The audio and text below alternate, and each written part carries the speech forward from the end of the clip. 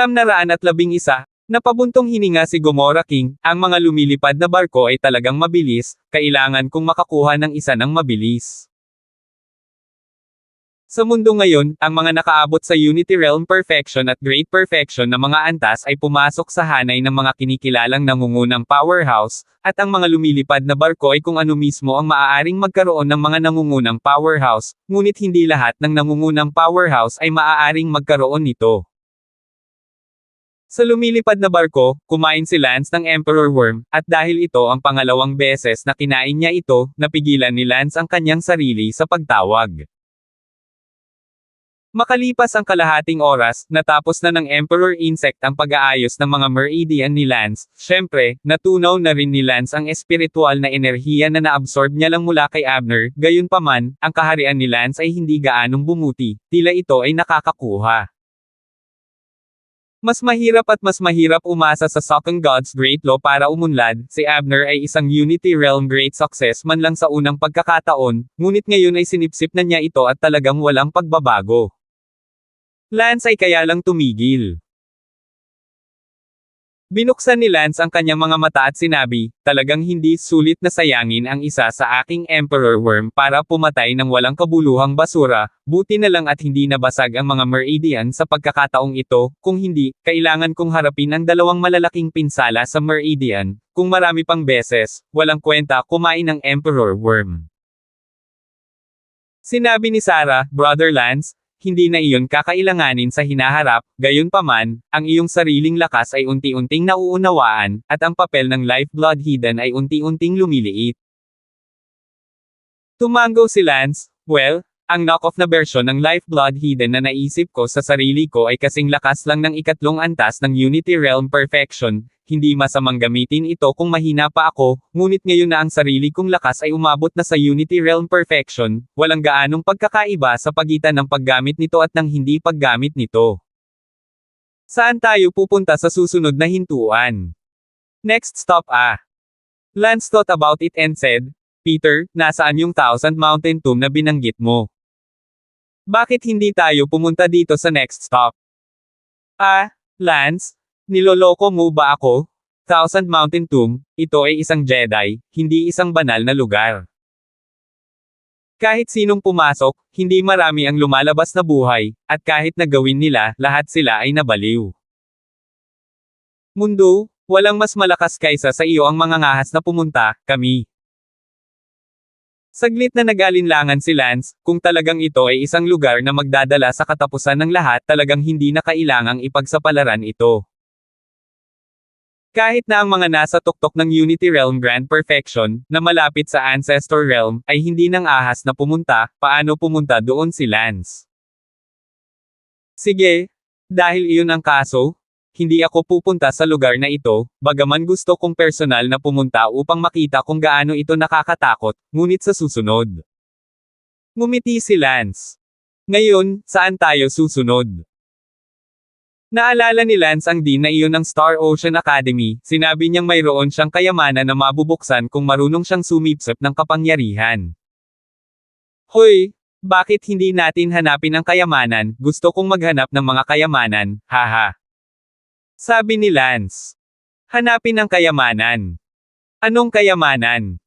Ang lahat ay tumingin kay Lance na nalilito.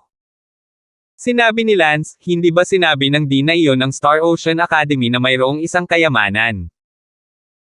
Lance, nahirapan tayong makatakas sa dean na iyon noong nakaraan, at ngayon pa tayo pupunta.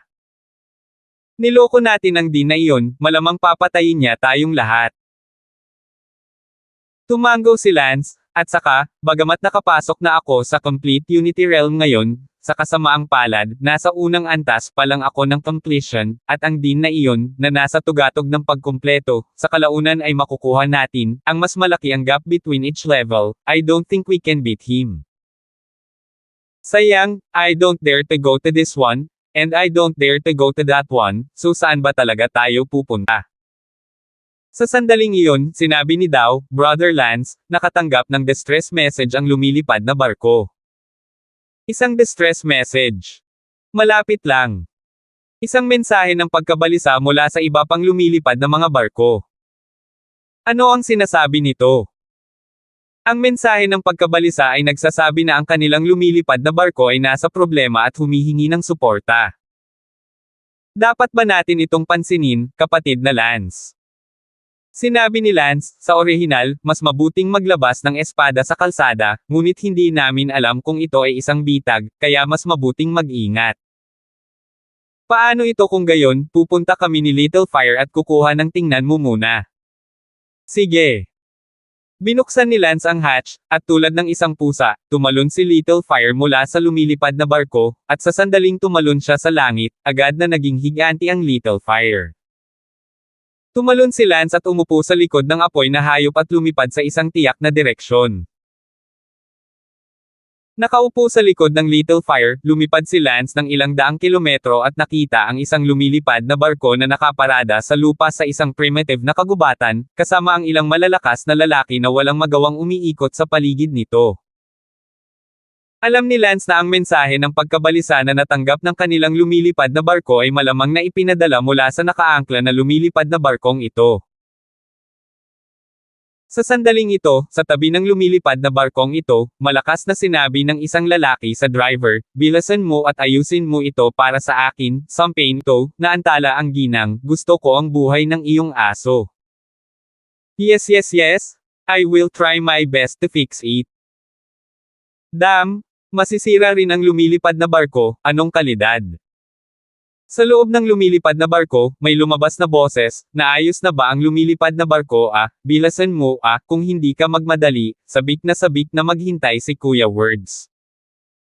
"Miss, aayusin na yan, hintayin mo pa."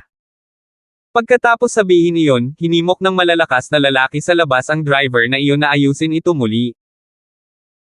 Sa panunood mula sa langit, si Lance ay hindi lilipad pababa ng padalos-dalos, hindi na kailangang bumangga dito kung ito ay hindi magandang bagay. Hindi nagtagal, ang mga tao sa lupa ay tumangala din sa langit at nakita si Lance sa langit, at ang apoy na demonyong hayop. Wow! Anong klaseng hayop yan? Sino ang lalaking nakaupo sa likod ng hayop? Napakasama nito. Mukhang leon ang ulo, pero mas malaki sa leon at maganda ang buhok, anong hayop? Ilang tao ang tumingin sa langit at itinuro ito. Sa oras na ito, natuklasan din ito ng babaeng nakaupo sa loob ng lumilipad na barko, at nagulat na sumigaw, "Oo, ito ang Earth Beast Fire Demon, ang maalamat na hari ng underground, wow, ang apoy na demonyo ay hindi pa nawawala." Nag-isip sandali si Lance at lumipad pababa sa lupa. Ang pinakamakapangyarihan sa grupo ng mga tao sa lupa ay ang unang antas ng Unity Realm Perfection, pagkatapos ay may dalawa pang Unity Realm Perfection, at isang driver na may mababang kaharian, tila may babaeng nakaupo sa loob ng paglipad. Barko. Hinayaan ni Lance na dumaong ang Fire Demon Beast. "Sino kayo? Pumunta lang ako dito dahil nakuha ko ang distress signal ninyo, at malapit na ang lumilipad kong barko." Diretso sa punto si Lance at sinabi, "Hello, itong kaibigan, kami ay mula sa famous Swordvilla, ang aming lumilipad na barko ay nasira sa kalagitnaan." Sikat na Swordvilla. Bakit hindi ko narinig ang lugar na ito? Ungol ni Lance. "Oh, itong kaibigan, hindi mo pa narinig ang tungkol sa sikat na Swordvilla, kaya malamang na narinig mo na ang words of intent." Ngumiti ang malakas na lalaking iyon ng Unity Realm Great Perfection. Umiling si Lance at sinabing, paumanhin, "Wala rin akong narinig na words of intent." Sa sandaling iyon, may lumabas na babae mula sa lumilipad na barko at nagsabing, "Hindi nga, hindi mo pa naririnig ang speech intention, masyado kang lonely." 912. Natigilan si Lance, "Hindi mo ba narinig na kung wala kang balak magsalita, dapat ay malungkot ka?" Senior, si Speechless ay sikat na sa mundo sa loob ng mahigit isang dekada. Kung isa kang lower class commoner, normal lang na hindi mo pa ito naririnig, pero dahil isa ka ring malakas na miyembro ng Unity Realm. "You're really a bit lonely if you haven't heard of it." Sabi ng babae na puno ng pride ang boses. Tiningnan ni Lance ang babae, medyo maganda siya tingnan, itinuturing na isang napakagandang kagandahan, ang kanyang edad ay tila hindi masyadong malaki, siya ay nasa 20 anyos. Huminto si Lance, kung gayon, gusto kong marinig kung anong uri ng tao si Yang Ying, napakalaking pangalan. Buong pagmamalaking sinabi ng babae, makinig kang mabuti kapatid kong si Yan Yi, siya ay isang world-class na espesyal na henyo, isang henyo na nakakatugon sa mga espesyal na pamantayan ng United Nations. 10 taon na ang nakalilipas, ang aking kapatid na lalaki ay 26 na taong gulang, siya ay nakapasok sa Late Unity Realm, ang mga nakarating sa Late Unity Realm bago sumapit ang edad na 30, ay pawang mga kahindik-hindik na World Martial World Special henyo, hindi mo ito malalaman. Sasabihin ko sa iyo, sa buong mundo, wala nang hihigit pa sa 10 superhenyo, isa na rito ang kapatid ko, at ngayon, naabot na ng kapatid ko ang pagkumpleto ng Unity Realm, 36 years old pa lang siya. Ngayon alam mo na sa wakas kung bakit sikat ang kapatid ko, huwag mo masyadong sambahin ang kapatid ko. Oh!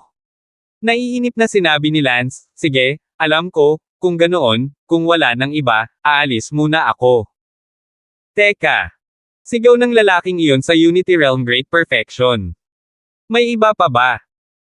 Dahil sikat na sikat ang speechless, sa palagay ko hindi mo kailangan ng tulong ko. Sabi ni Lance. Humingi ng tawad ang lalaking nasa Unity Realm Perfection, paumanhin, kaibigan, lumaki ang aking ginang na nakikinig sa mga maalamat na kwento ng kanyang kapatid, at dahil sa labis niyang paghanga sa kanya, maaaring medyo masungit siya, kaya't umaasa ako na pagtitiisin ako ng aking kaibigan.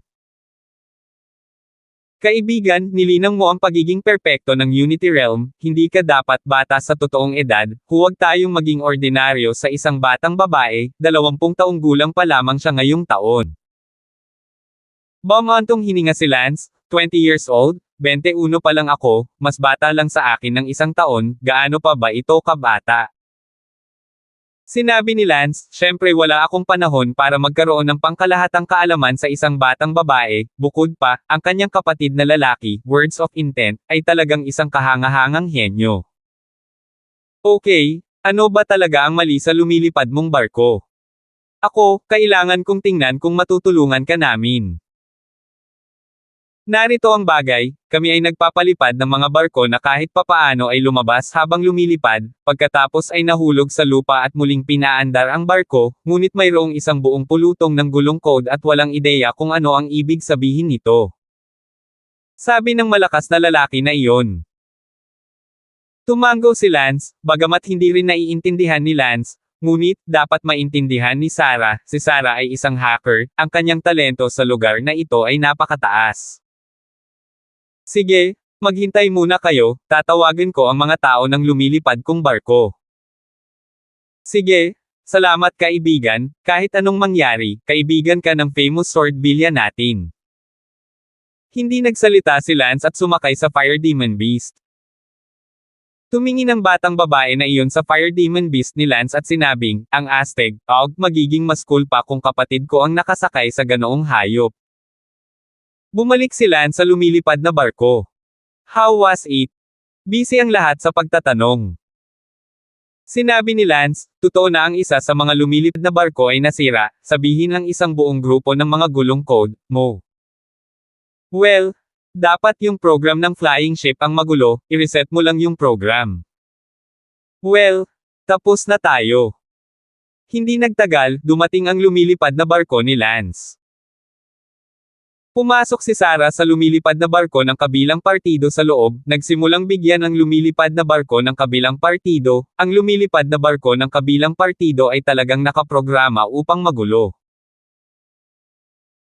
Ang barko ng kabilang partido ay isang high-tech na produkto, kaya ang programa ay nag-ulo sa anchor, ang bagay na ito ay hindi maiintindihan ng pangkalahatang publiko, kahit na pagkatapos ng pagsasanay sa mga piloto, ay hindi maintindihan, at si Sarah sa lugar na ito ng computer ay isang nangungunang eksperto, ito ay simpleng piraso ng cake. Siyempre, kahit na ito ay isang piraso ng cake, aabutin ng ilang oras upang ihagis ito. Pagkalipas ng 2 oras, ngumiti si Sarah, get it done. Salamat, salamat. Ang malakas na lalaking iyon sa Unity Realm Great Perfection sa kabilang banda ay abala sa pasasalamat. There's no need to be polite, I'll help you guys if Kuya Lance asked me to, so thank Kuya Lance if you want. Sinabi rin ni Lance na hindi na kailangang magpasalamat, ang isa sa kabilang partido, nagdesisyon ka bang tulungan kami dahil sa mga salita at intensyon ng aking kapatid. Si Lance ay hindi nag-abala sa pag-abala sa babaeng ito na may pinsala sa utak, at sinabi ng walang magandang pakiramdam, oo. Wow! Lalo akong humahanga sa kapatid ko, hindi ko akalain na hindi na pala kailangan magpakita ng kapatid ko, umaasa lang sa pangalan, paglabas lahat sobrang respeto, ang galing ni Kuya. Brainiac. Talagang naiinis si Lance sa narinig. Ang malakas na lalaking iyon sa kabilang panig ng Unity Realm, kaibigan, Black Bar ang pangalan ko, ano ang pangalan mo? Ang pangalan ko ay Lance, tinawag niya, para sa iba, lahat sila ay nasa lumilipad na barko sa langit at hindi bumaba, tanging sina Lance at Sarah ang bumaba. Salamat ulit, Kuya Lance, little sarap girl. No need to be polite, since naayos na, aalis na tayo. Biglang nagtanong si Black Column, tama, Miss Sarah, bakit biglang nasira ang lumilipad nating barko, na maayos naman? Daw, ito? Dapat ay sanhi ng virus. Virus. Anong virus ang nakakalason sa makina? Oh, Uncle Black Column? Ang virus na sinasabi ko ay hindi isa sa mga virus na nire-research ng mga toxicologists, isa itong virus sa computer. Nakita ko lang sa records ng lumilipad mong barko na parang virus na dumating. Mula sa ilang audio o ibang file. Anong klaseng audio files? Hindi ko pinansin, ang dami ko lang naalala na documents na may mga pangalan like, something like Kawashima Keiko, Tanaka Yoshiko, something or other. Sa sandaling ito, ang mukha ng isa pang driver ay puti at siya subconsciously lumingon ang kanyang ulo. Hindi rin alam ni Lance kung ano ang Kawashima, Tanaka, Aoi at iba pa, at inisip na ito ang pangalan ng ilang virus, na hindi alam ni Lance. Parang hindi rin alam, o di kaya, ang tanging nakakaalam ay ang driver na iyon sa kabilang side. Siya kasi ang kadalasang mahilig magpatugtog ng mga pelikulang ito sa lumilipad na barko dahil sound system sa loob ng lumilipad na barko ay top-notch, at talagang astig na panoorin ang mga pelikulang ito sa lumilipad na barko. Sige Palam. Ang Black Bar ay abala sa pagsasabing, sandali lang, Kuya Lance, saan ka pupunta? We're aimless, and we haven't decided where to go. Kung ganoon, bakit hindi tayo pumunta sa aming sikat na sword villa para sa ilang kasiyahan, at magpapasalamat kami sa iyong tulong? Ito. Kuya Lance, huwag kang magdadahilan, hindi naman masyadong malayo rito ang ating sikat na sword villa, ilang lakso-laks ang kilometro lang ang layo nito. At saka, ang ating prinsipe speechless ay kamakailan lamang ay ikinasal, kaya't siya ay magkakaroon din ng kasal. Kapistahan mula sa aming villa sa bundok. 913. Kung ganoon, magalang kung susundin ang iyong mga utos. Tumango si Lance. Biglang lumabas ang utak ng babaeng iyon at abalang sinabi, Oo, maaari mo pa ring makilala ang aking kapatid kapag pumunta ka sa aming sikat na sword villa, sigurado akong sabik ka ring makilala ang maalamat na espesyal na henyo, hihihi. Go! Hindi man lang tumingin si Lance sa babae may sira sa utak, hinayla si Saraton papunta sa Fire Devil at diretso sa langit sakay ng isang lumilipad na barko. Kuya Lance, ano ang ibig sabihin ng isang iyon ngayon? Tanong ni Mo. Isang brain-dead na babae, huwag mo siyang pakialaman. Sabi niya makikilala natin ang legendary genius extraordinaire, hindi ba ikaw ang henyo na extraordinaire? Speechless ang pangalan ng kapatid ng brain-dead na babaeng iyon, isang napakatalino na lalaki tulad ko, ang kapatid niya ay sumasamba sa kanyang kapatid at iniisip na sinasamba rin namin ang kanyang kapatid, iyon lang, ganong brain-dead, bakit siya alagaan? Oh! Lumipad sa langit ang lupang barko at nanatili sa harap ng barko ni Lance, pagkatapos ay lumipad ng diretso, kinokontrol ni Sarah ang barko upang mag-follow up. Nagtanong si Igor, saan tayo pupunta?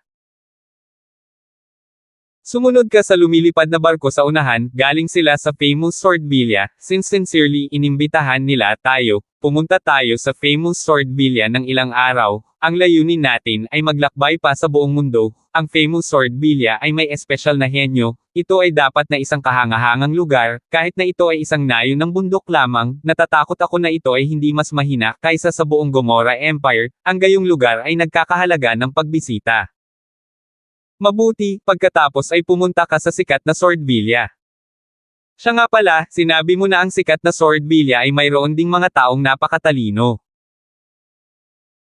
Oo, speech intentional ang pangalan niya, sa 26 years old, tumuntong siya sa late stage ng Unity Realm, 36 years old na siya ngayong taon, isa na siyang kompletong Unity Realm. Balita ko na ang Realm ay kapareho ng sa akin, 10 taon lang siya bago pumunta mula sa huling yugto ng Unity Realm, tungo sa kompletong Unity Realm. Kadalasan ng isang ordinaryong tao ay kailangang gumugol ng wala pang 30 o 40 taon, o habang buhay, o kahit na panghabang buhay na hakbang. Sa loob nito, ang taong ito ay talagang isang henyo ng pinakamataas na pagkakasunod-sunod. Natigilan si Ben, sige, Lance, kung sasabihin natin iyan, talagang magiging henyo ito sa sukdulan, kung sasabihin mo iyan, parang sarcasm, ikaw, isang taong pumasok sa Unity Realm Perfection sa edad na 21, na nagsasabi na ang isang taong mas mababa sa iyo ay henyo, ikaw ay sarcastic o pinupuri ang iyong sarili nang nakabalat kayo. Humalaklak si Lance, sa case-by-case basis, bagamat ang bilis ng aking pambihirang tagumpay, medyo nakahihigit sa kanya, hindi nito itinatanggi ang kanyang henyo. Kalimutan mo muna siya, pupunta lang tayo sa famous Swordvilla. Para masaya, kaya bakit mag-abala ng labis? Sumunod sa likuran ng lumilipad na barko ni Lance, pagdating sa famous Swordvilla makalipas ang ilang oras. Ang sikat na Swordvilla ay malaki at kahanga-hanga, na may 12-dosenang hanay ng mga bulubundukin sa isang hilera, ito ay talagang isang nayon ng bundok na kasing ganda ng anumang imperyo. Huminto ang lumilipad na barko sa harap ng Lance sa isa sa mga gitnang hanay ng bundok. Pagkababa mula sa lumilipad na barko, dumating ang Black Bar at sinabing, Kuya Lance, ito ang ating villa sa bundok, ipapadala ko muna si Miss upang makipagkita sa master ng villa, may ihahatid ako sa iyo upang manirahan at magpahinga para sa isang samantalang, babalikan kita pagtapos na ako, syempre malaya kang bumisita sa mountain villa natin, basta hindi bawal, pwede ka na pumunta doon, dito nakaparada ang lumilipad mong barko. Sige, salamat. Agad na inutusan ng Black Column ang isang utusan na dalhin si Lance at ang iba pa sa departamento ng guest room habang dinala ni Black Column ang brain-dead na babae upang makipagkita sa isang uri ng bankmaster. Dumating si Lance at ang iba pa sa isang marangyang manor sa tuktok ng burol. Iilang mga kilalang bisita, ito ang Wuling Manor kung saan hiniling sa akin ng Lord Blackbar na ayusin ang pananatili mo. Manatili sa loob, may mga espesyal na tagapagluto dito, mga katulong, kayong lahat. Sabi ng katulong na iyon kay Lance at sa iba pa. Nagtanong si Lance, kailan ang malaking kasalan ng Words of Intent ng iyong mountain village? The day after tomorrow is the day of our prince's wedding, and there will be many strong people from all over the world will come to see the wedding of our prince. Ang buong mundo. Oo. Napaka-prestigiyoso ng famous Swordvilla natin, pati na ang special genius status ng anak natin, walang gaanong kapangyarihan na hindi nagbibigay ng mukha, ang mga maliliit na imperyo at ganoong mga hari at iba pa, tiyak na may posibilidad na maging buwiter. Saan galing ang iilan sa inyo ah? Tanong ng katulong. Sinabi ni Lance, ang North Empire. North Empire? Kung hindi ako nagkakamali, ang hari ng iyong North Empire ay tiyak na darating sa kasal ng ating prinsipe. Ay, ang laki ng mukha. Hihihi. Siyempre, ang ating prinsipe ay isang espesyal na henyo, ang buong mundo ay napakalaki, ngunit walang 10 espesyal na mga henyo, at bawat isa sa kanila ay ang pinaka-promising na malampasan ang Unity Realm. Sa araw ng malaking kasal kinabukasan, sigurado akong makakatagpo kayo ng ilang special grade geniuses. Ilan? Oo, ang aming Gongzi. Bilang isang espesyal na grade henyo, ay natural na nakakakilala ng ilang iba pang mga espesyal na grade na henyo ng mga kaibigan, at dahil kami ay magkaibigan, natural na walang dahilan upang hindi pumunta sa kasal. Kayo ay tama na pumunta sa aming Gongzis. Kasal, hindi lang super genius ang makikilala mo ang Gongzi natin, kundi makikilala mo rin ang iba. Pambihirang mga henyo, hindi nakikita ng mga ordinaryong tao sa buhay nila, kayo, kumita na kayo ng malaki. That servant sabi. Medyo malaki ang ulo ni Lance para marinig, kahit ang mga kaibigan ng mercenaryong grupo ni Lance ay hindi na nakinig, kahit na sinasamba din nila ang special grade henyo, ngunit ang tono ng mga tao ng sikat na Swordvilla, maging ang mga katulong ay ganoon din. Ipinagmamalaki, ito ay talagang hindi mabata. Mayroon pa ba akong maitutulong sa iyo, ilang mga nakatatanda? Iniutos ni Lord Blackbar na maaari akong maabala sa anumang bagay. Sabi ng katulong na iyon. Hindi na natiis ni Lance ang kanyang tono at abala sa pagsasabing, hindi, salamat. Oh, you're welcome, kung gayon paano kung sasabihin ko sa iyo ang alamat ng ating prinsipe? Anong sabi mo? Nagsalubong ang mga kiyay ni Lance. Ang maalamat na kwento ng ating Gongzi dapat lahat kayo ay humanga sa ating Gongzi, dahil kaibigan kayo ni Lord Black Column, ikukwento ko sa inyo ang maalamat na kwento ng Gongzi ng ating mountain village na words of intent, para marinig kung paano nilinang ng ating Gongzi ang martial. Daw hakbang-hakbang laban sa langit. Sabi ng lingkod na iyon na may pagsamba sa mukha. Umiling si Lance at sinabing, hindi na kailangan, salamat. Ayaw mo bang malaman ang maalamat na kwento ng ating Gongzi? Medyo nagulat ang lingkod na iyon at naisip na si Lance at ang iba pa ay papalakpak ng kanilang mga kamay at sasabihin, oo, gusto kong marinig ang maalamat. Mga kwento ng mga henyo. Ngunit nagulat siya, sinabi talaga ni Lance na hindi ito kailangan. Ay, kung ganoon, sigurado akong pagod na kayo at gusto na ninyong magpahinga, kaya kapag nakapagpahinga na kayo, kung gusto ninyong marinig ang maalamat na kwento ng Prince Speechless, ikukwento ko sa inyo anumang oras o, magpahinga na kayo, aalis na ako. Umalis na lang ang katulong na iyon. Sinabi ni Xavier, oh shit, sa wakas wala na. Sinabi rin ni Ben, maalamat na kwento, ay po, na interesadong makinig sa kanyang maalamat na kwento, nasa paligid tayo ng Lance, kakaunti pa rin ang maalamat na kwento na nasaksihan niya ng kanyang mga mata. Kung hindi umalis ang katulong na ito, sa totoo lang, kahit ako ay masusuka. 914.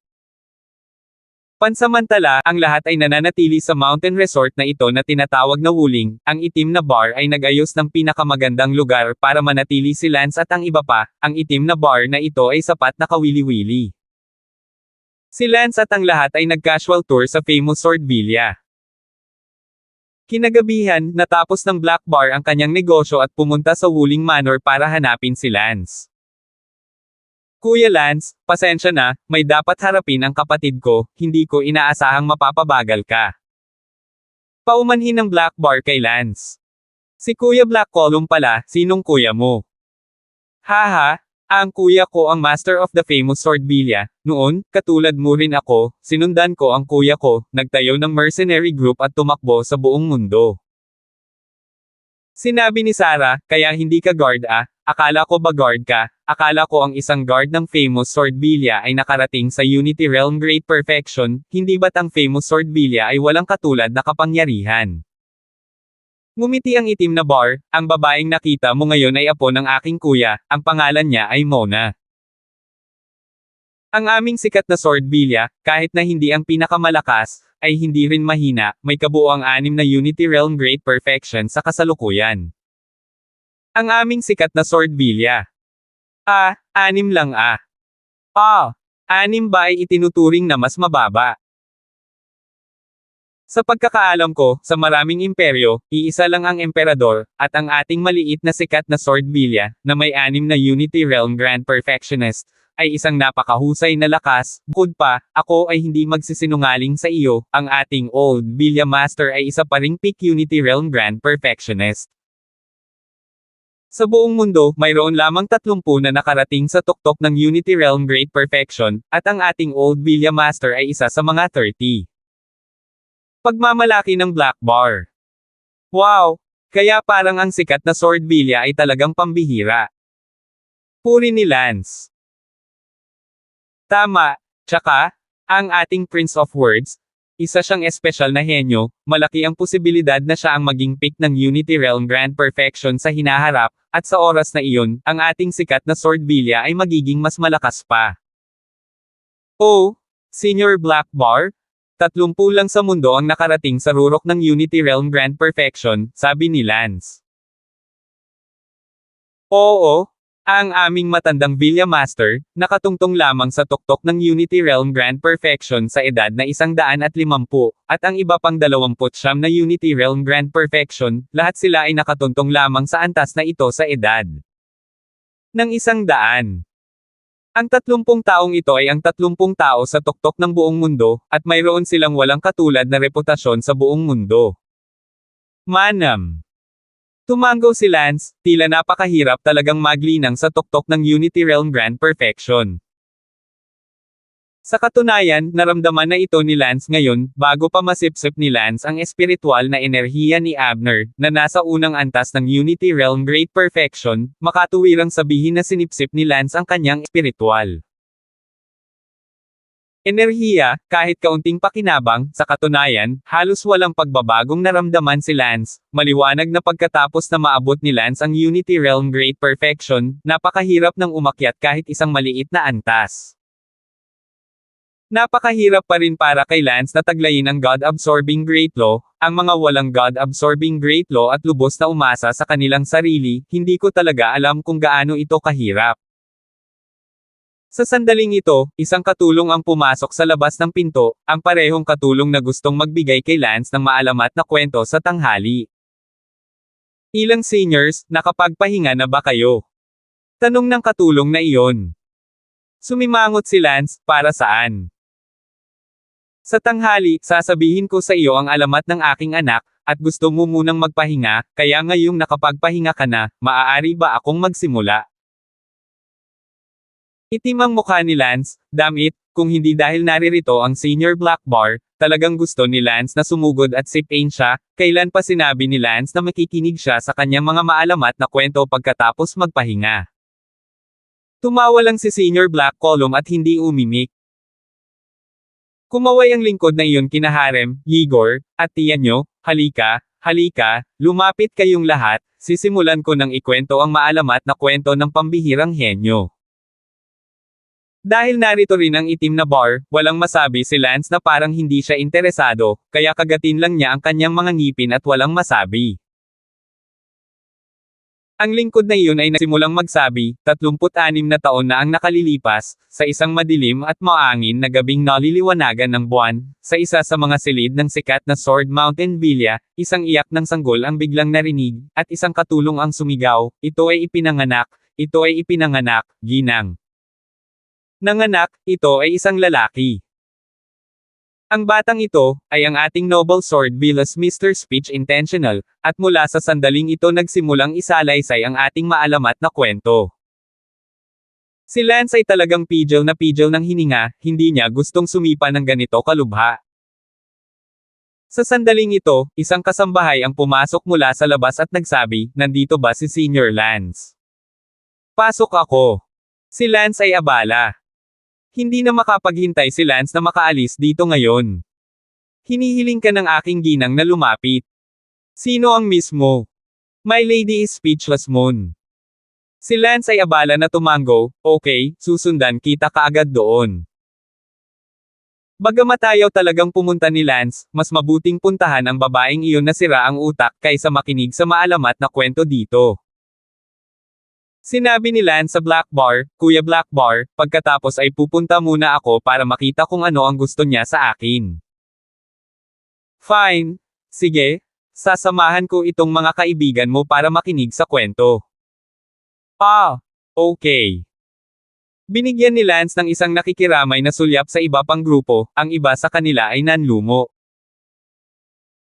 Inakala ng itim na bar na si Lance at ang iba ay gustong makinig sa mga maalamat na kwento ng mga salita at intensyon, kaya sinamahan nila sila, ngunit sino ang nakakaalam na si Lance at ang iba pa ay nagtitimpi dahil hindi sila magaling sa pagtanggi at natatakot sa nakakasakit sa iba. Nagmamadaling sinundan ni Lance ang kasambahay na iyon at umalis, ngunit ang mga kapatid niyang iyon ay walang magawa upang magpatuloy sa pakikinig sa maalamat na kwento ng Words of Intent. Tinanong ni Lance ang kasambahay na iyon, ano ang gusto ng iyong babae sa akin? I don't know. Let me make sure I ask you to come over. Itong babaeng walang utak, ano ba? Sino ang tinatawag mong brain dead? Nako, hindi pala, kaibigan ko to dati.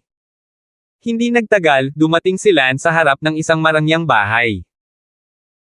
Dito nakatira ang ating Miss Speechless Moon, pumasok ka na, hinihintay ka na ng ating Miss sa loob. Pumasok si Lance at agad na nakita ang isang pavilion sa loob na may maraming masasarap na pagkain, naroon ang lahat ng uri ng prutas, mga delicacy sa bundok at dagat, at alak. Lihim na sinabi ni Lance, ang babaeng ito na sira ang utak ay hindi sinusubukang i-treat ako sa hapunan, tama. Hindi ko siya kamag-anak, kaya bakit mo ako inimbitahan sa hapunan? Lance. Noon lang, lumitaw ang brain-dead na babae, nagpalit na siya ng damit at malamang na naligo, mukhang mas maganda ulit kaysa dati, at isang tunay na kagandahan kung hindi siya brain-dead. Hinahanap mo ako. Lance, bisita ako mula sa malayo, gusto kitang imbitahan kumain, maupo ka. Miss Speechless Moon? Nagkamali ka, minsan lang kita nakilala, anong klaseng pagkain ang iniimbitahan mo? 915. Lance, bakit napakawalang galang mo, na para bang galit na galit ka sa akin, ganoon na ba ako kasusuklam sa iyo? At saka, super henyo ang kapatid ko, at kung sino man iyon, sabik silang pasayahin ako. Halimbawa, noong nakaraang taon, nagsagawa ng marriage proposal competition ang famous Swordvilla ko, at hindi mabilang na mga batang talento ang dumating, bagamat alam ko na karamihan sa mga taong ito ay dumating para sa reputasyon ng aking kapatid, ngunit hindi may kakaila ang pagiging kaakit-akit ko. Hahaha. Tumawa ng walang salita si Lance, nanay, parang isang pagkakamali na pumunta dito, kapag nakaharap ang isang babaeng walang utak, mas mabuting makinig sa isang maalamat na kwento. Sige, kung gusto mo akong bilhan ng hapunan, kumain ka na, hindi pa ako kumakain ng hapunan. Hindi na nagabala pa si Lance na ihagis ito at diretsyong umupo sa pavilion. Nagbuo si Mona ng isang baso ng alak para kay Lance, nagsalin ng isa pang baso para sa kanyang sarili, at sinabing, Lance, iinuman kita ng toast. Salamat. Ininom ito ni Lance kaagad. Pagkatapos kumain ng ilang kagat, tumayo si Lance at sinabing, sige, salamat Miss Speechless Moon sa iyong mabuting pakikitungo, tapos na akong kumain, Palam. Tumayo si Lance at umalis. Teka. Miss Speechless Moon, may iba.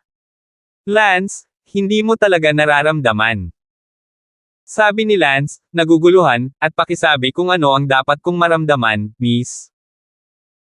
Lance, hindi mo ba talaga nararamdaman na espesyal ang ibig kong sabihin sa iyo? Hahaha, Miss Speechless Moon, sa totoo lang, hindi ko maramdaman. Tinadyakan ni Moon ang walang imek at sinabing, Lance, maupo ka ba? Tapos na akong kumain, ano pa ang silbi ng pag-upo mo, mas mabuti pang huwag kang magtatagal kung mag-isa ka lang. Lance, sa totoo lang, nang makita-kita ngayon, bighani na ako sa iyo. Hahaha. Tumawa ng malakas si Lance, sa totoo lang, hindi talaga ito nakita ni Lance. Joke na. Lance, totoo ito. Miss Speechless Moon, if I remember correctly, sinabi mo lang na nagsagawa ka na ng marriage proposal contest last year, di ba? Hindi sapat ang marriage proposal contest mo para pumili ka ng batang talent na may magandang pangalan. At sa totoo lang interesado sa akin, hindi talaga kita maintindihan. Sinabi ni Speechless Moon, Lance, para sabihin sa iyo ang totoo, ang kompetisyon ng marriage proposal noong nakaraang taon ay nagbigay sa akin ng mapapangasawa. Siya ang young master ng Long Pine Valley, mayroon siyang mahusay na talento, ngunit, akala ko noon ay okay siya, ngunit simula nung nakita kita kaninang umaga, hindi ko alam kung bakit, bigla kong naramdaman na ayoko sa kanya. I think, I like you. Galit na sinabi ni Lance, Miss, ingatan mo ang iyong sarili. Lance, huwag kang ganyan, hindi ko naman mapigilan ang sarili ko, siya nga pala, sinabi ko pa nga ito sa lola ko kaninang hapon, at pinagalitan ako ng lola ko, pinagalitan ako na hindi ako dapat magde-double isip, at dahil engaged na ako sa Young Valley Master ng Changsong Valley, I should be dedicated. Gayunpaman, mas lalong hindi ko siya gusto, kung hindi ko lang iyon pinag-isipan bago ko nakilala. Ikaw, mula nang makilala kita, naramdaman kong gusto kong ituloy ang sarili kong kaligayahan at hindi dapat makinig sa mga ayos ng aking mga nakatatanda. Ngumuso si Lance, nakakainip. Tumalikod si Lance at naglakad palabas. Gayunpaman, sa ilang kadahilanan, pagkatapos gumawa ng 2 hakbang, si Lance ay biglang nakaramdam ng pagkahilo at ang kanyang mga paa ay walang lakas. Ikaw, anong ginawa mo sa akin? Tumingin si Lance kay Speechless Moon. Tumingin si Mona sa langit at nagsabi, pasensya na, Byrong, hindi ko sinasadyang ipagkanuluka, hindi ko lang matanggap. Ikaw, hahabulin ko ang sarili kong pag-ibig, at makakahanap ka ng mas higit sa akin. Sinubukan ni Lance na kontrolin ang kanyang sarili, ngunit, hindi gumana ang kanyang mga medikal na kasanayan, malinaw na alam ni Lance na siya ay nalason, at ang lason ay napakatalino. Sinabi ni Mo na walang imek, Lance, pasensya na, huwag mo akong sisihin, ngayon lang sa alak, naglagay ako ng lason, na tinatawag na 3 Leaves Love Flower, na binuo ng isang 15th-grade Poison Master, kung hindi mo pa nararating ang Unity Realm Great Perfection, hindi mo kayang labanan ang lason na ito. 3 Leaves Love Flower. Ang taong nalason ng lason na ito, malilibugan siya sa akin. Lance, huwag mo akong sisihin, mahal na mahal kita, walang masama sa iyo na magkasama tayo, ang aking sikat na sword bilya ay napakalakas at ang aking kapatid ay isang espesyal na henyo, kahit anong tingin mo dito, hindi ka dehado. Ang tanging inaalala ko ngayon ay kung papagalitin ako ng aking lolo't lola at ng iba pa. Kapag nalaman nila ang tungkol dito, at kung pupunta ba sa pinto ang fiancé ko para magteorya kapag nalaman niya. Pero para sa sarili kong kaligayahan, kailangan kong maging bukas ang isipan, ang pag-ibig ay isang bagay na ipinaglalaban mo, di ba? Brain dead? Love you sister? Who has love with you? Galit na galit ni Lance. Lance, ganun na ba talaga ako ka-acceptable? Well, mamahalin mo ako kapag hilaw pa tayo, at handa na ako para doon. Anong ibig mong sabihin? 3-leaf love flower, epekto rin ng rotting. Ngayong gabi, ang wedding night natin, kapag naluto na ang hilaw na kanin, mapipilitin ang lolo't lola ko na tanggapin ang realidad kahit alam nila. Hindi nagabala si Lance na kausapin ang taong patay sa utak na ito, kahit na hindi magamot ni Lance ang lason, makokontrol ni Lance ang kanyang mga aksyon. Ang mga braso at binti ni Lance ay mahina, ngunit hindi iyon nangangahulugan na si Lance ay walang kahit kaunting kakayahang lumaban. Si Lance ay gumawa ng isang nakakabighaning spell, at sa isang iglap, ginayuman niya ang babaeng napinsala ng utak. Ang malas ni Lance na makatagpo ng ganoong brain-dead na babae. Pumito si Lance, at hindi nagtagal, lumipad ang isang maapoy na pulang leon. Munting apoy, ilabas mo ako rito. Ano bang problema mo, Lance? Hindi ka ba pupunta sa pista? Don't say it, nilason ako ng Speechless Moon na iyon ng pagmamahal. Mahilig sa lason. Kung wala pa akong ecstasy, kailangan kong makipagtalik sa kanya ngayong gabi. Ah, magandang bagay iyon. Napatingin si Little Flame kay Lance na nagtataka. Pinandilatan ni Lance si Little Fire at sinabing masama ang loob, itong uri ng kalapitang mababa ang lipad, at mabuti na lang, magpadala sa akin ng hindi man lang interesado, magmadali at umalis bago pa magkaroon ng gulo, ito ang sikat na sword bilya kung tutuusin. Mabuti. Umupo si Lance sa likod ni Little Fire. Tumingin si Lance kay Speechless Moon, na bumagsak sa lupa, at nag-isip sandali, ngunit gumawa pa rin siya ng nakakatuwang spell para magising siya. Nagising si Moon na walang imik at nakitang nakaupo na si Lance sa likod ni Fire Demon. Lance, ikaw. Ngumuso si Lance, Speechless Moon, mangyaring igalang ang iyong sarili at bigyan ako ng panlunas, maaari akong magpanggap na walang nangyari ngayong gabi. Lance, mahal na mahal kita, makinig ka sa akin, kapag nakapagluto na tayo ng kanin, tiyak na darating si Nuggetsugo para umatras sa kasal, alam ito ng lolo't lola ko, kahit galit na galit sila, sa huli, sila have no choice but to accept this matter, at that time, we can really be together. You trust me? I won't lie to you. 916. Kailan ko sinabing gusto kitang makasama, sabi ko ilabas mo yung antidote, naririnig mo ba ako? Hindi mo ba gustong maging bayaw ng isang henyong extraordinaire, Lance? Yeah. Galit na galit si Lance kaya gusto niyang pumatay ng tao. Espesyal kang henyo, banggitin mo pa ang espesyal na henyo sa harap ko, tatalunan ko ang kapatid mo ngayon. Sigaw ni Lance. Lance, ako. Hindi nagabalang magsalita si Lance, direkta niyang ginamit ang bewitchment technique, at agad na natarante si Wordsmith. Pamatay para sa akin. Ang panlunas sa laso ng 3 dahon ng pag-ibig na bulaklak ay maaalis lamang sa pamamagitan ng pagsasama sa tumatanggap ng dugo, ngunit kapag pinagsama mo ang tumatanggap ng dugo, ikaw ay lubos na mahuhumaling sa isa. Gustong-gusto ni Lance na patayin ang asong ito, kaya't sabihin, si Lance ay kailangang matulog kasama ang taong wasak ang utak na ito upang gamutin ang lason na ito, ngunit mahuhulog din ito ng lubusan sa kanya pagkatapos matulog. Bagamat hindi naniniwala si Lance na ganoon kalakas ang lason, wala pa ring pagpipilian si Lance kundi lumipad muna. Kuya Lance, ano ang dapat nating gawin ngayon? Tanong ni Little Fire. Damn! It's so hot. I really regret coming to the famous Swordvilla. Kuya Lance, bakit ba ang resistant mo hindi naman masamang tingnan ang babaeng nasaroon ng utak na yan itinuturing ding first class beauty. Isipin mo, sayang, hindi ko sasabihin, puro luha. Bumalik si Lance sa Wuling Villa, nakaalis na ang itim na bar. Lance, ano ang nangyayari sa iyo? Nang makita ng lahat ang hitsura ni Lance, agad nilang nakita na si Lance ay Nalason at abalang nagtitipon. Nalason ako. Nalason. Agad pumunta si Brenda sa tabi ni Lance at sinuri siya.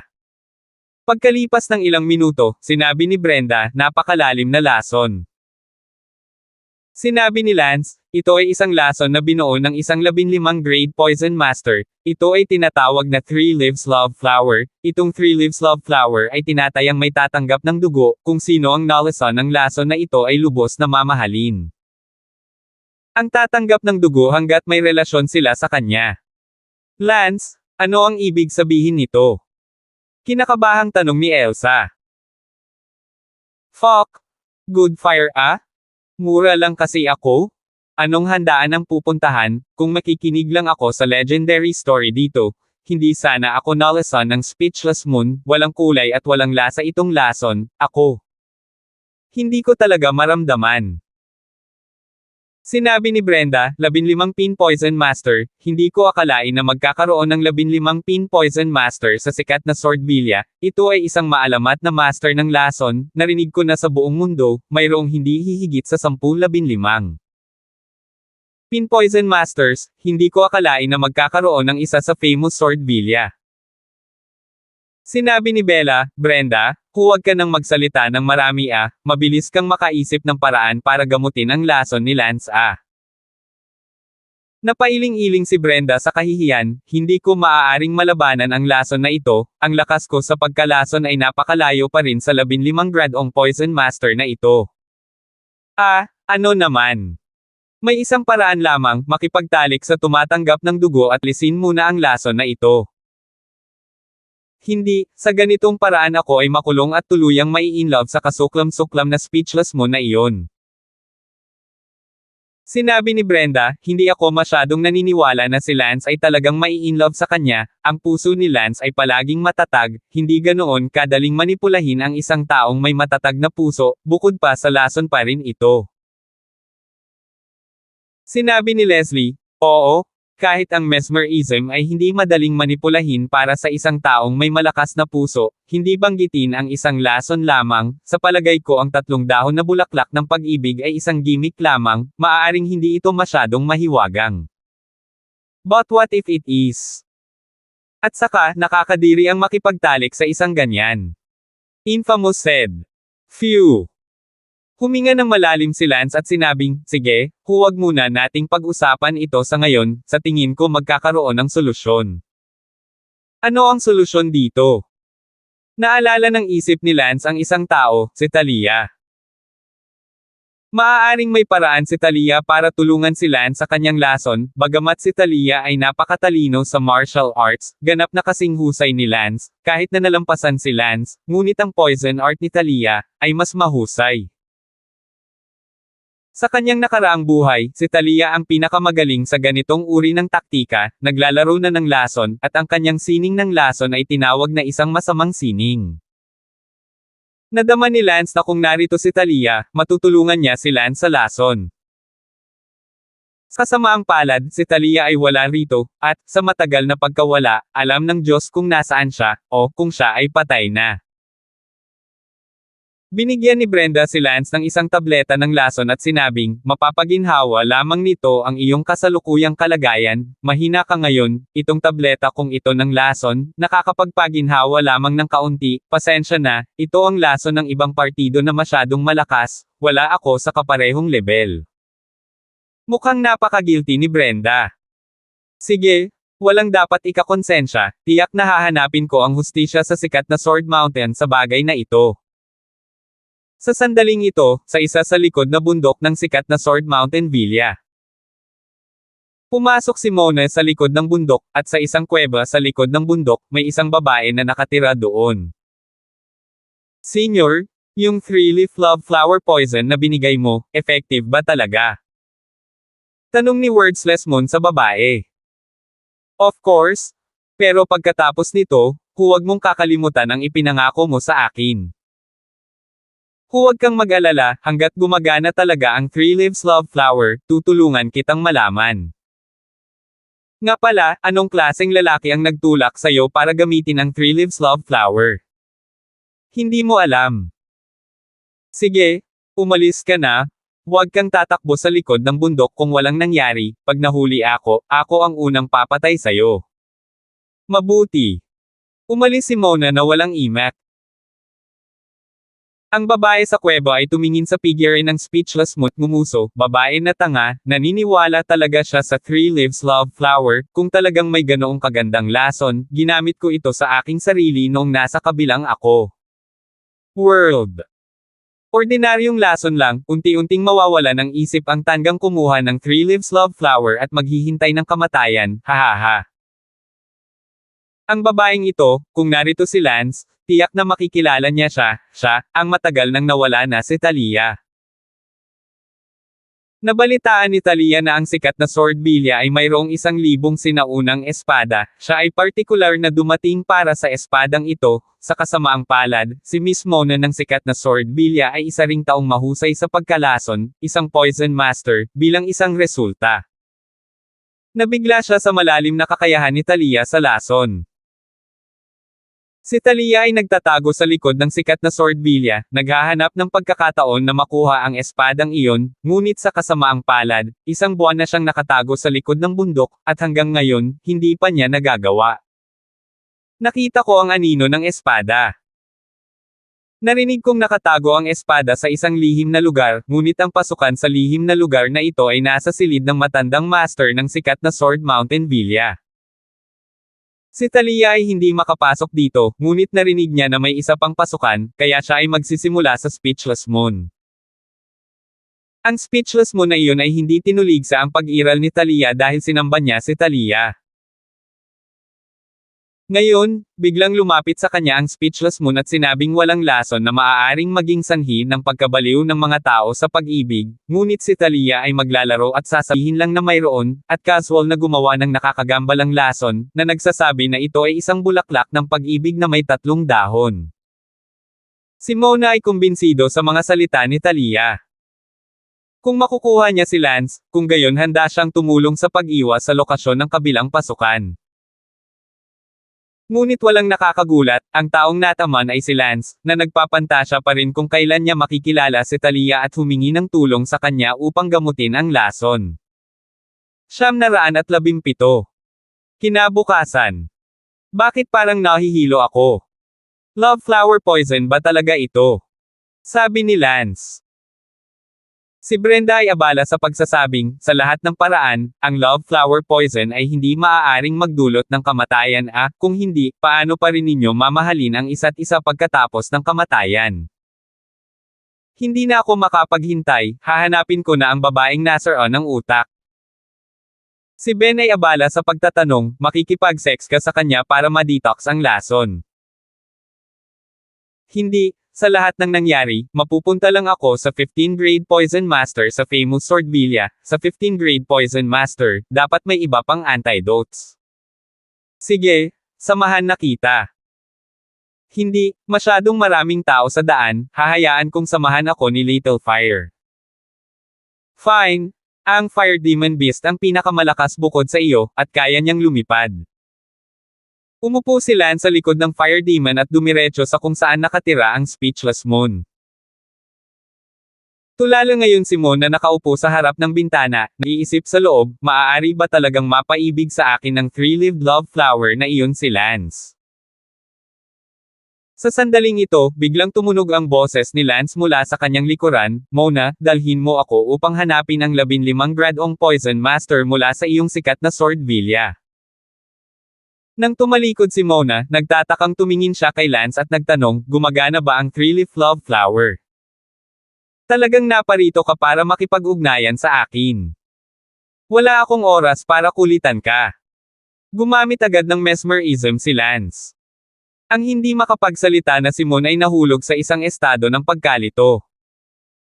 Nasaan ang 15th grade Poison Master ng sikat na Sword Mountain Villa mo? Wala kaming 15th grade Poison Master sa villa. Dahil wala tayo, sino ang nagbigay sa iyo ng 3-leaf love flower poison na ibinigay mo sa akin kahapon?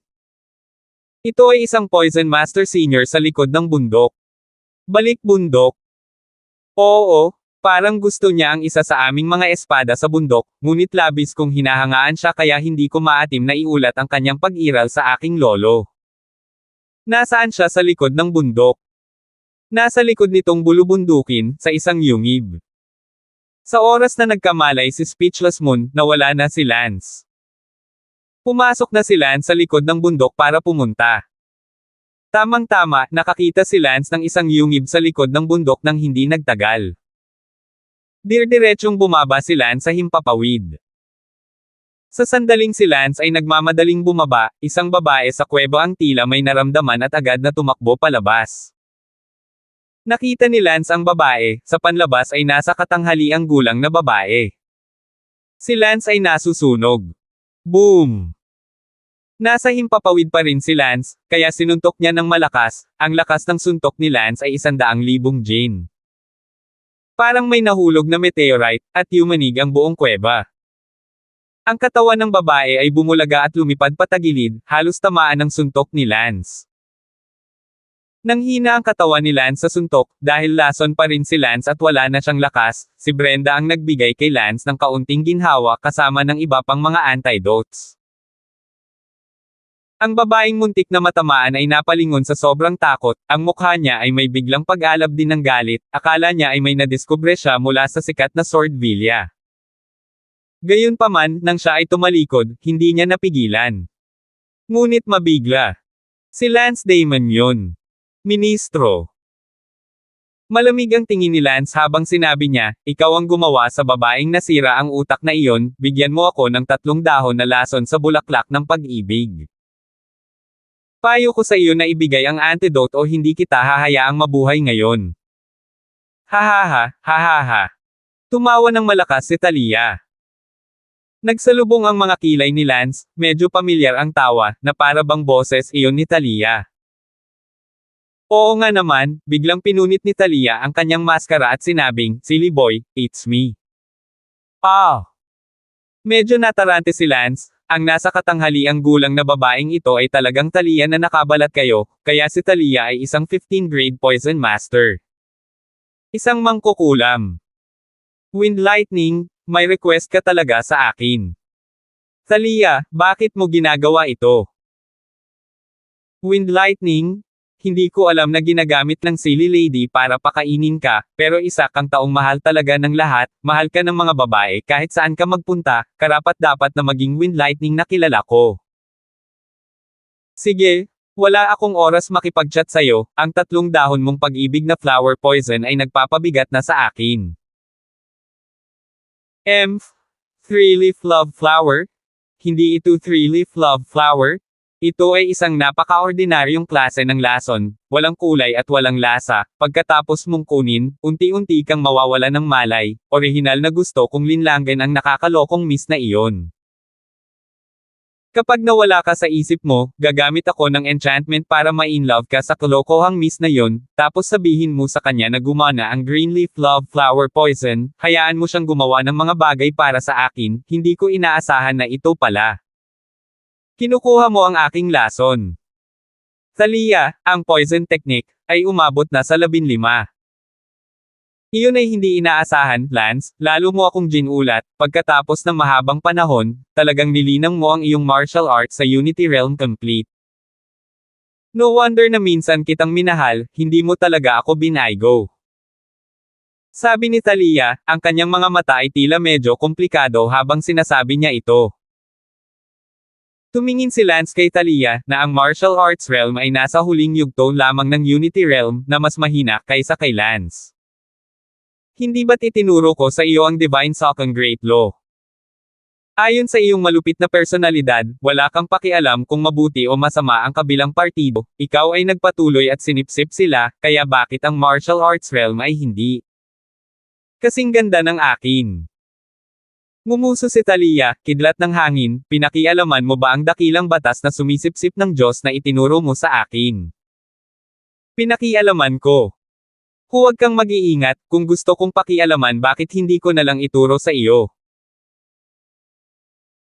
Ang dakilang batas ng pagsipsip ng iyong Diyos ay naging dahilan upang ako ay magsimulang mag-backfiring sa iyo, kung hindi mo sinasadyang pakialaman ito, kung gayon ang iyong Diyos na sumisipsip ng dakilang batas ay may mali, ikaw ay magbabalik sa huli, ipinapayo ko sa iyo na maghiwa-hiwalay.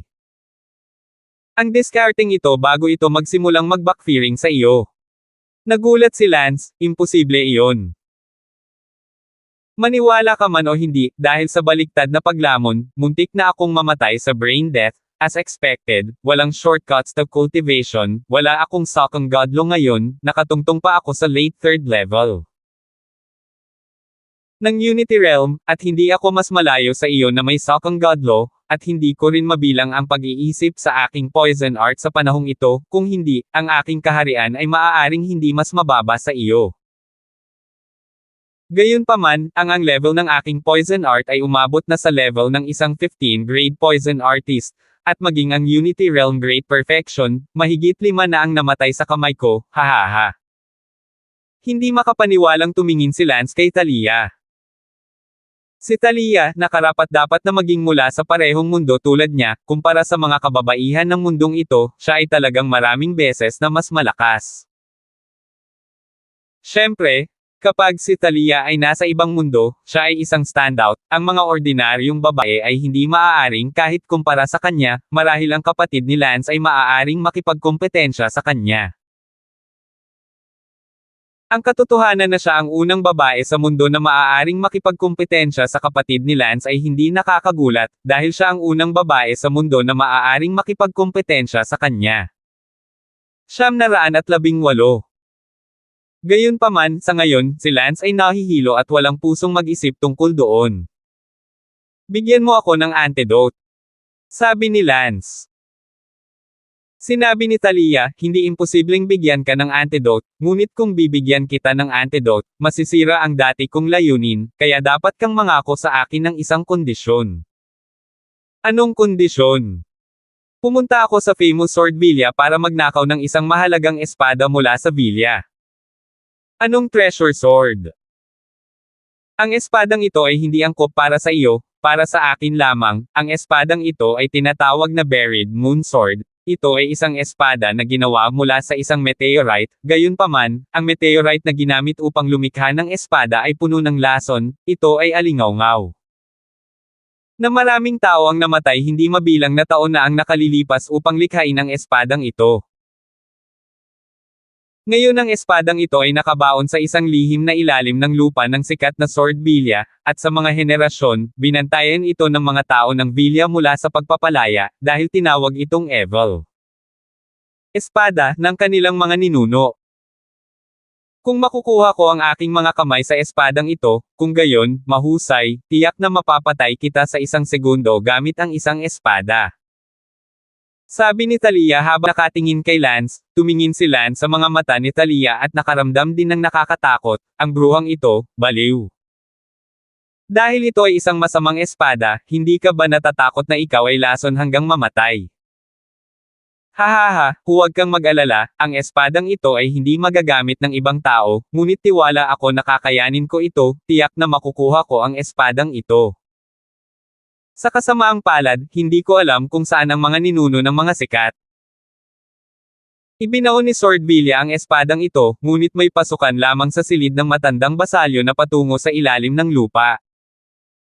Narinig kong may isa pang pasukan bukod dito, kaya gusto kong hilingin sa speechless mo na tulungan akong malaman. Dahil ito ay isang evil sword, ang mga ordinaryong tao ay hindi man lang naaaliw sa pag-iisip na iyon, kaya ang mga tao sa famous sword villa ay hindi masyadong mapagmatsyag. Gayunpaman, kung gusto mong pawiin ko ang lason para sa iyo, hindi ba masisira ang plano na ginawa ko? Speechless Moon. Kaya, kung gusto mo ng antidote, oo, kailangan mong aipangako sa akin ang isang bagay. Sige, ano ba yan? Dapat kang magpanggap na ang 3 dahon na lason ng bulaklak ng pag-ibig ay gumana, na nagkunwari kang umiibig sa hanggal na babae na iyon, at tulungan ako ng hanggal na babae na iyon na siyasatin ang iba pang mga pasukan. Sinabi ni Lance, bakit ka mag-abala, bakit maghanap ng paraan upang makapasok sa ilalim ng lupa kung saan nakatago ang espada sa pasukan ng silid ng mga lumang kontrabida? Hindi. Ang Old Villa Master na iyon ay isang Unity Realm Grand Perfection, isa sa 30 Unity Realm Grand Perfection powerhouses sa mundong ito. Ang ideya kung matamaan ang pasukan na iyon ay isang dead end. Sinabi ni Lance, hindi ba ikaw ay isang 15 gradong lason ngayon? Ang 15 gradong Poison Master ay may kakayahang harapin ang Unity Realm Great Perfection, at hindi mo ba sinabi na nakapatay ka ng 5 Unity Realm Great Perfection? Kahit na ako ay isang 15 gradong master ng lason, ang aking mga pinagmulan ay hindi pa naririnig, at maaari ko lamang lasunin ang unang 2 antas ng Unity Realm Great Perfection. Wind Lightning, tiyak na makukuha ko ang espadang ito, kahit na magmakaawa ako. Ikaw, bigyan mo ako ng pabor. Tanong ni Lance, bakit kita tutulungan?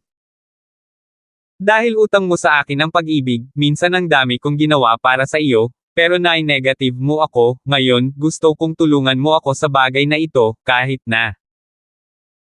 Ibinuko ni Lance ang kanyang bibig at gustong tumanggi, ngunit nang makita niya kung gaano kasabik ang mga mata ni Talia, tila hindi niya ito masabi, kung tumanggi si Lance sa pagkakataong ito, malamang na mahuhulog sa lamig ang relasyon ni Lance kay Talia.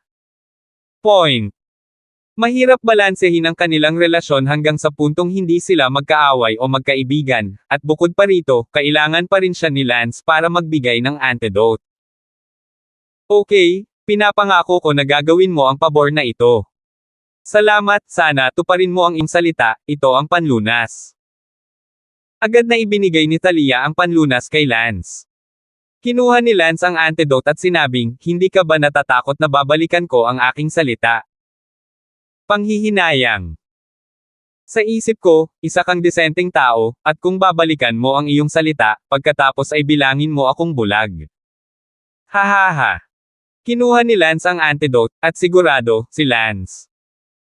Ang ministro ay bumalik sa normal sa ilang sandali, at ang pakiramdam ng pagiging napakabigat noon ay labis na hindi kayang tiisin. Gayunpaman, ang susunod na sakit ng ulo ay kailangang harapin. Hindi biro ang pagpapanggap ni Lance na nalasan ng pag-ibig at umibig kay Miss Brain Damage, hindi ito isang bagay na matatapos sa pamamagitan lamang ng pagpapanggap. Una sa lahat, dahil nagkunwari siyang umibig sa Brain Damage, si Lance dapat harapin ang mga magulang, lolo't lola ni Brain Damage, at maging ang nobya ni Brain Damage, na napakaraming sakit ng ulo na kinakaharap.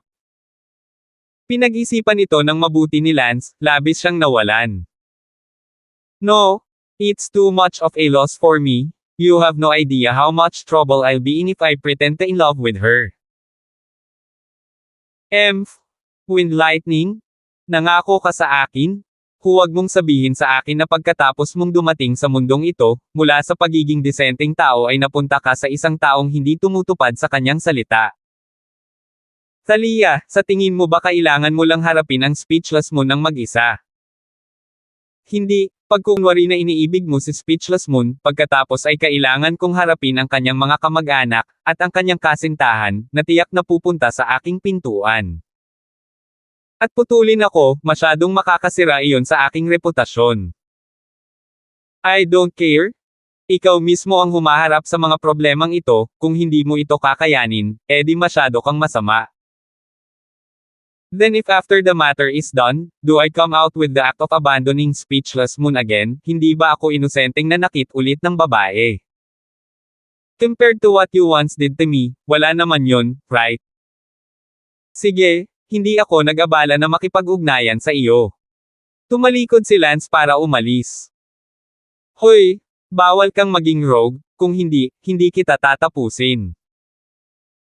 Nilingan ni Lance si Thalia, bagamat siya ay nakadamit tulad ng isang babae, na nagpapakita ng kanyang tunay na mukha, siya ay maganda pa rin.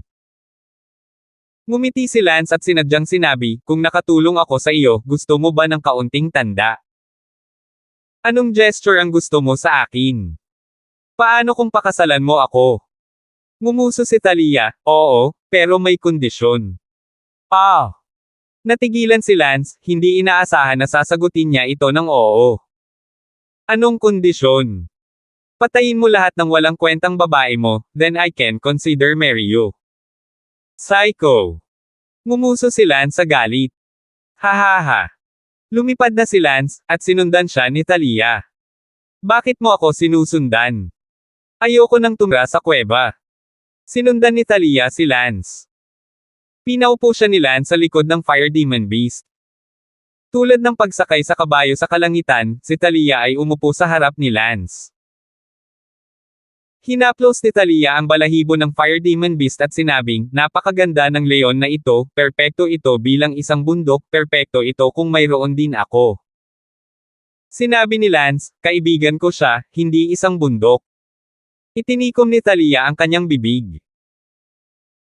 Inilagay ni Lance ang kanyang kamay sa baywang ni Thalia, hindi alam kung bakit, nakaramdam ng biglaang tibok ng puso, ito ang unang pagkakataon na napakalapit niya sa kanya. Nagbago kaya ang puso ni Lance? Agad na umiling si Lance, hindi, paano siya nataman sa kanya, kung hindi, hindi ba niya binubugbog ang sarili niyang mukha sa kanyang nakaraang buhay? 919. Hindi nagtagal, nakarating siya sa Wuling Manor ng isang partikular na bundok, at pagkalapag niya, agad na tumalon si Lance mula sa likod ng Fire Beast, ayaw niyang makalapit kay Thalia. Tila natakot si Lance sa isang bagay, natatakot ba siya na talagang magkaroon siya ng damdamin para kay Thalia? Masyadong katawa-tawa, kung paano niya tretuhin ang mga tao sa kanyang nakaraang buhay, hindi kailanman tatalunan ni Lance ang kanyang sariling mukha. Gayunpaman, talagang napakaganda ni Thalia, kahit papaano sa mundong ito, walang nakitang babae si Lance na maikukumpara kay Thalia.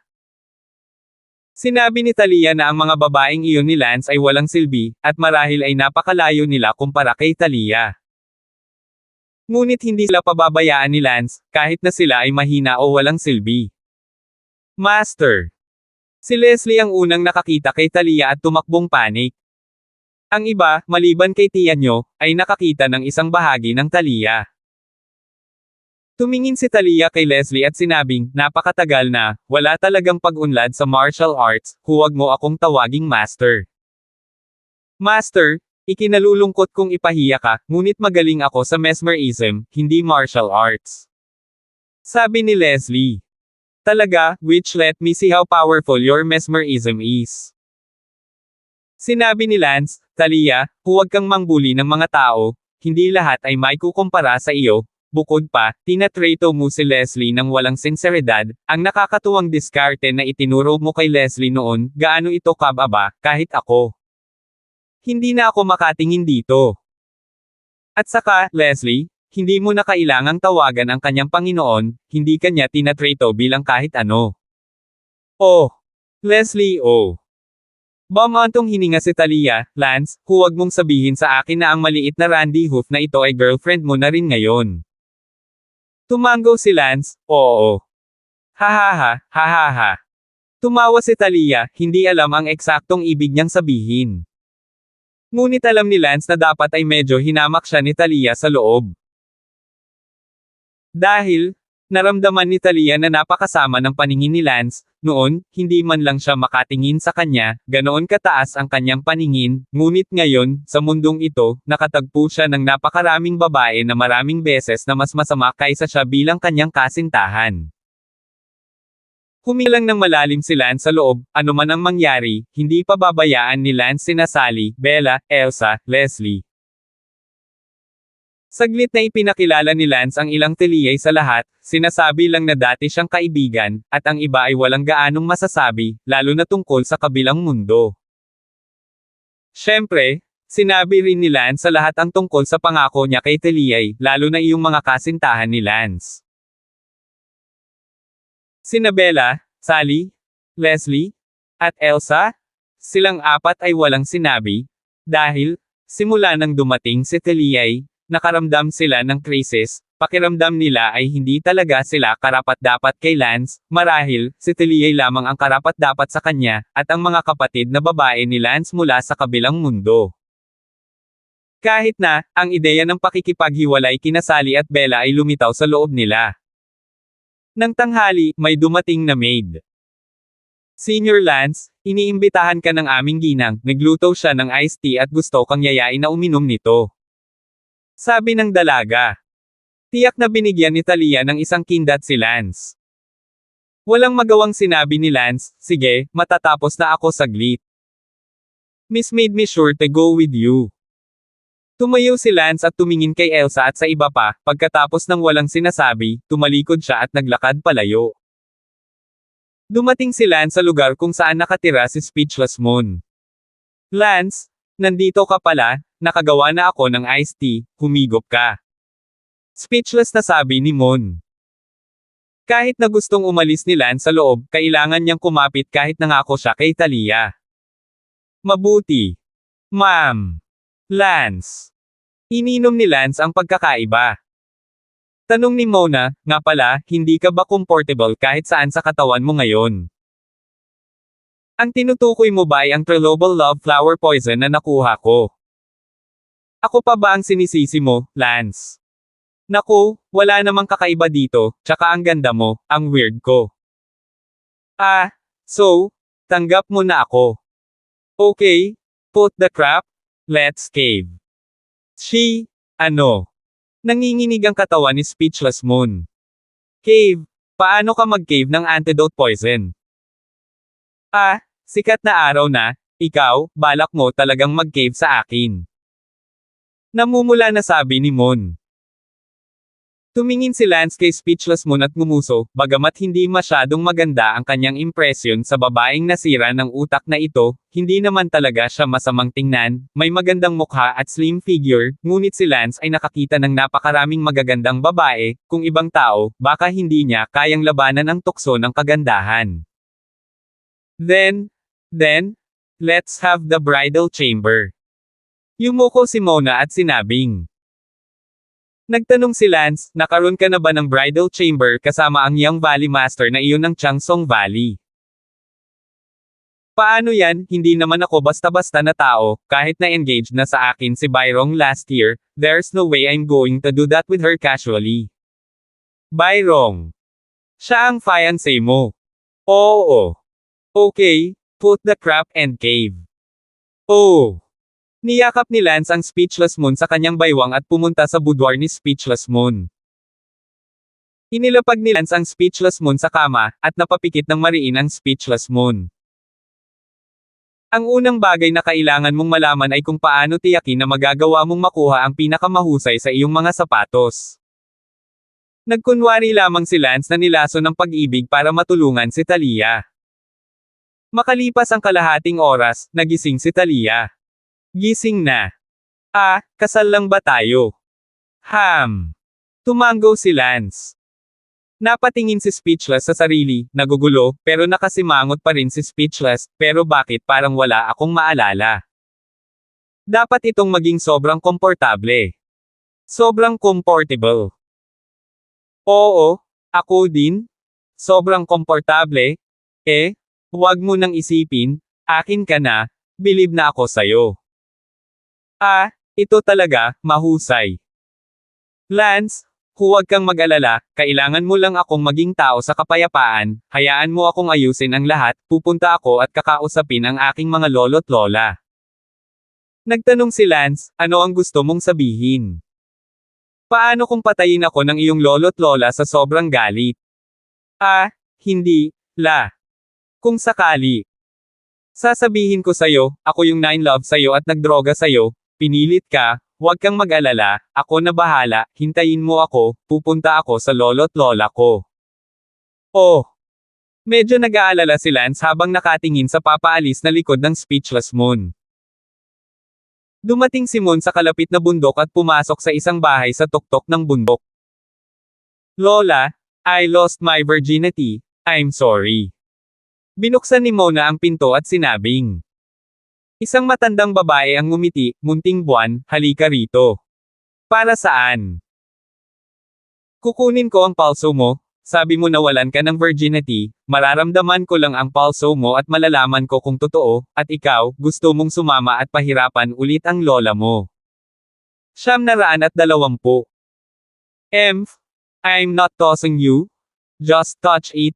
I'm really lose my virginity anyway.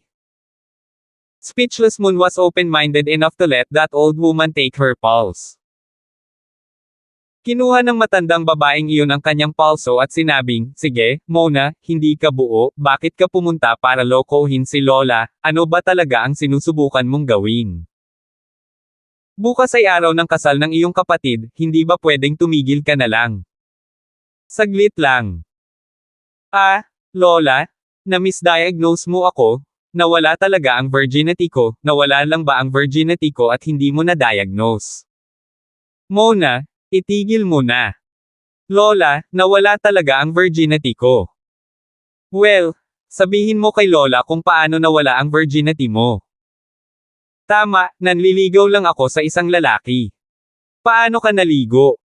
Ito, hindi ko alam. Silly boy, hindi mo man lang alam at nawala ang virginity mo. Hindi ko alam kasi sobrang komportable ako, kaya hindi ko alam. Matandang babae, sa sobrang galit, ay sumaway, Mona maaari mong sabihin ang mga nakakahiya at nakakainis na salita kahit na sobrang komportable ka, hindi ito dapat marinig ng mga tagalabas. Lola, totoo po ang sinabi ko. Sige, stop it. Kung talagang nawala ang virginity mo, kaya mo pa bang maglakad ng normal ngayon? Bumalik ka na, busy si Lola. Hindi talaga nawala ang virginity ko. Agad na bumalik si Speechless sa kanyang tinitirhan upang hanapin si Lance. Lance, sabi ng lola ko hindi ako nawala ng virginity, nagsinungaling ka sa akin. Speechless Moon raged. Tumingin si Lance kay Speechless Moon at walang salita na sinabi, nakakailang araw. Ano ang sinabi mo? Wala lang, kung sinabi kong nawala na ang virginity ko tapos nawala na ang virginity ko. No way, healer ang lola ko, hindi siya maloloko. Ah! Natigilan si Lance, kung isang banal na manggagamot, talagang hindi siya maaaring lokohin. Kailangan ba talagang pilitin si Lance na gawin siya? Hindi naman talaga sinasadya ni Lance, kaya ayaw niyang saktan siya, pero hindi ko akalain na pinipilit siya ng Diyos. Speechless Moon, gusto mo ba talagang mawala ang virginity mo? Oo, gusto kitang makasama, ayokong magpakasal kay Byron. Phew! Huminga ng malalim si Lance, talagang binigyan siya ni Talia ng problema. Kung talagang binubuli niya ito, pagkatapos ay nakuha na ni Talia ang espada, hindi ba't napakarumi para sa kanya na iwanan muli ang Speechless Moon? Ngunit kung hindi siya niloko, paano niya matutuloy? Biglang nagkaroon ng ideya si Lance. Agad na sinampal ni Lance ang puwete ni Speechless Moon. Ah! Sigaw ni Mona. Anong ginagawa mo? Sige, ngayon nawala ang virginity mo. Oo naman, naramdaman ni Speechless Moon ang pag-agos ng dugo sa kung saan. Ano ang ginawa mo sa akin? Wala lang, sabi ng lola mo hindi ka nawala ng virginity kasi, noong wedding night pa lang natin, hindi pa door off, pero ngayon, door off na. Kung pupunta ka ulit sa lola mo, siguradong hindi sasabihin ng lola mo na hindi nawala ang virginity mo. Sinabi ni Lance sa loob-loob, anong kasalanan, ngunit ginagawa ko ito para sa kanyang kapakanan, at gagawa ako ng isang medikal na pamamaraan para maayos ang kanyang likod at maging isang kumpletong dilaw na bulaklak na babae. Then I'll go find my grandmother again, I'll have a showdown with them. Abalang sinabi ni Lance, teka lang, Speechless Moon, huwag ka pang magmadali. Bakit? Mag-usap muna tayo. Anong gusto mong pag-usapan?